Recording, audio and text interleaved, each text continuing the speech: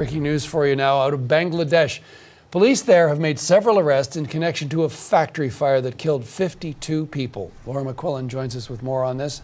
Laura, what do we know about these arrests? Yeah, John, 8 people have been arrested, including the owner of the factory where this fire just raged for more than a day. And as you mentioned, at least 52 people dead.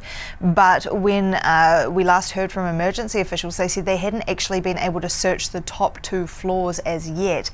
So there may be more bodies inside. And these are some of the just horrifying images that have come out of there. What we're learning is that an exit door that many of the workers inside were trying to get out of was padlocked from the inside. Some survivors jumping to safety, dozens of them injured in doing so as they came out of the building. And just these horrific stories as well of those who were inside, including the story of a 32-year-old woman who called her family. She was unable to get out of the building. She kept calling them on the phone, in her dying minutes. Stories of children as young as 11 working in that factory and trapped, at least one 11-year-old believed to be dead. And now an inquiry into child labour alongside this investigation into who's responsible for all of this. Right now, families taking DNA tests and waiting to hear news of whether their loved ones survived or indeed died. Questions about the cause as well at this point in time. What led to this factory to go up in flames?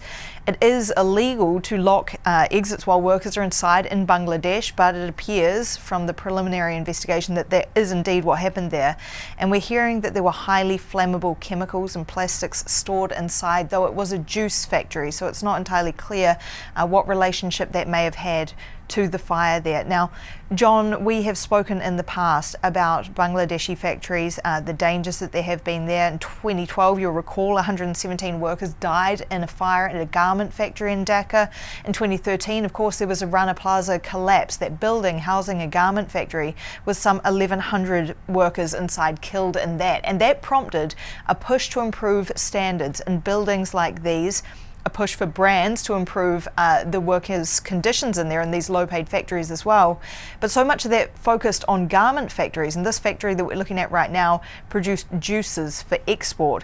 So other sectors have remained lax in their safety standards. Of course, there's a lot more to come out on this, John.